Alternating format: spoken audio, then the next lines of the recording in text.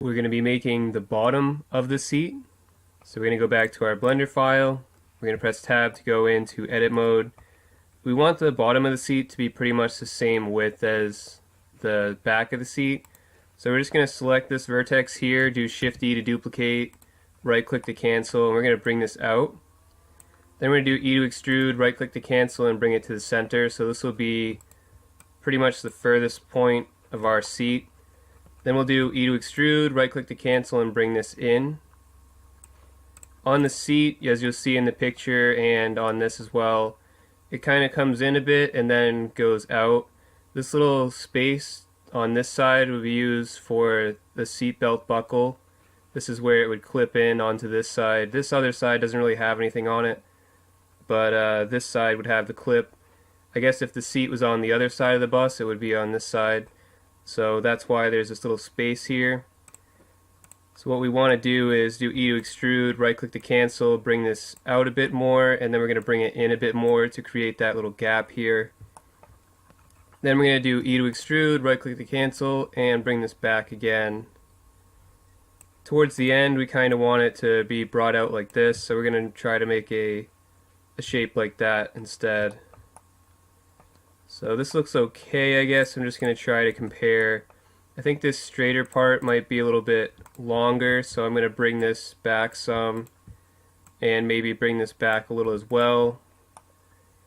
And this looks pretty good to me, I would say. Another little detail on this is that it actually comes down a little bit for it to have a nice little place for you to sit. So it's got these two edges here that they use to do that.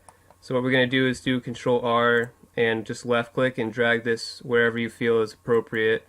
You can just right click to cancel and leave it there if you think that looks fine.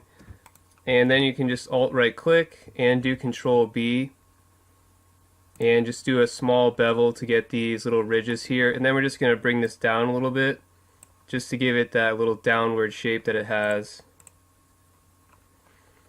So from here we're just going to extrude it down. We'll get the depth of this. So we'll just do Control L, we'll do E to extrude, right click to cancel, and bring this down. Just bring it down as far as you feel is appropriate for the thickness. Something like this should be probably fine. Next we want to add in some bevels, so on these corners we need to have a little bit of a bevel. So what we're going to do is go to Edge Select and Alt right click. Select this edge as well. We actually want to select the other edge over here, so at this point, in order to make it easier, we'll just hide this piece. So we'll do Control L, Shift H, and then we'll do Alt right click and then select these two edges by holding Shift and right clicking. Then we'll do Control B and do a small bevel here just to give it a little bit of some roundness to the corners. Then the next thing we want to do is add in some curvature to the front of the seat. So it's usually curved something like this. So we're going to try to make it, rather than a flat surface here, we want to give it a bit of a curve. So we're going to do Control R and mouse wheel up once and then left click, right click. And we can start to shape this a bit. You can just select these edges and bring them in. Or this one actually I think you want to bring out a little bit, and then these other ones you can just bring in slightly and try to get some good curvature to this part.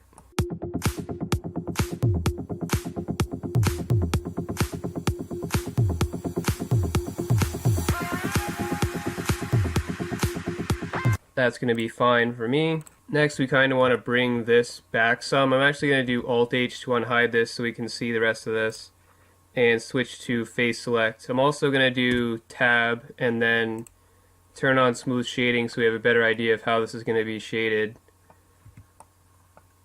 So what I want to do is actually take this edge or this face here and do E to extrude, right click to cancel, and just bring this back some. This will give us sort of a part for this piece to kind of rest on.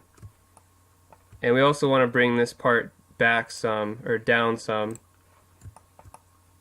So I'm going to select this face here, hold Control, continue selecting these faces and bring this down. And this will meet up with this part right here. You could also, instead of doing that, if you wanted to, you could just do E to extrude, right click to cancel, and bring this part down.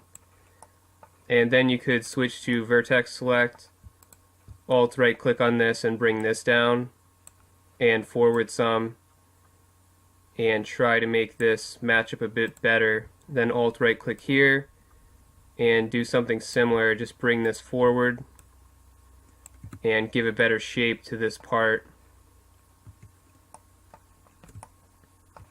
I think I probably want to make this piece a little bit bigger, or at least in this direction. So I'm going to select all these faces and just bring it down some more to make it a bit thicker.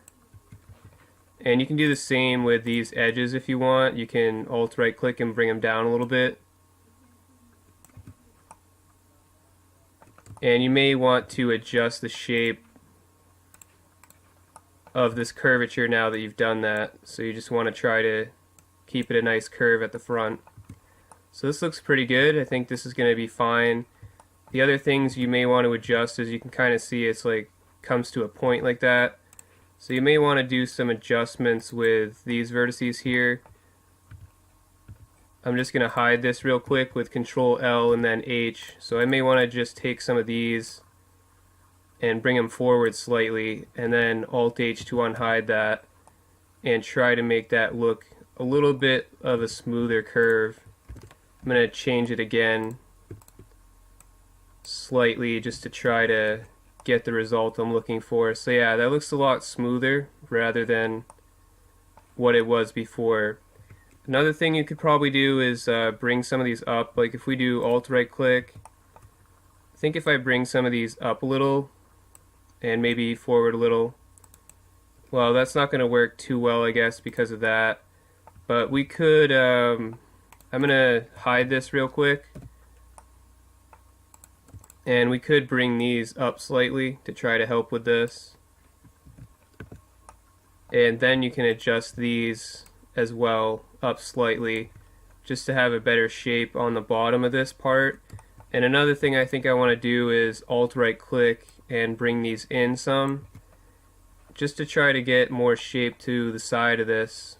And I think that looks pretty good from here.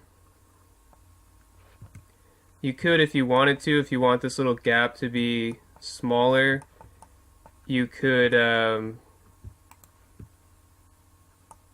alt right click here. I think that's not going to get all of it. So actually I'm just going to do Control L, Shift H, and then just select all the vertices that are here. I just did Z for wireframe, B for box select. And you can just drag them out a little bit on the x-axis and make that space a little bit smaller if you want to, so that you have less space here. And I think I may even want to bring these front ones. So I got all the front ones. I think I may just want to bring these back a little bit. So just make any minor adjustments that you want to make. Another thing you can do is alt right click here, and instead of having some jagged edges here, you can just do Control B, add in a little bevel, get rid of that, and do the same here, alt right click, Control B, and now you've got some nice smooth sides to this, so that looks pretty good. I'm liking the results. The only thing this looks a little weird for whatever reason. So I think I'm going to do Control L, Shift H, and I think we need to just move these down again a little bit. And I'm going to move this one specifically, and move that one down a little bit more than that. So that looks okay. Maybe if I move these up some, that'll help to reduce that problem a little bit. That doesn't look too bad.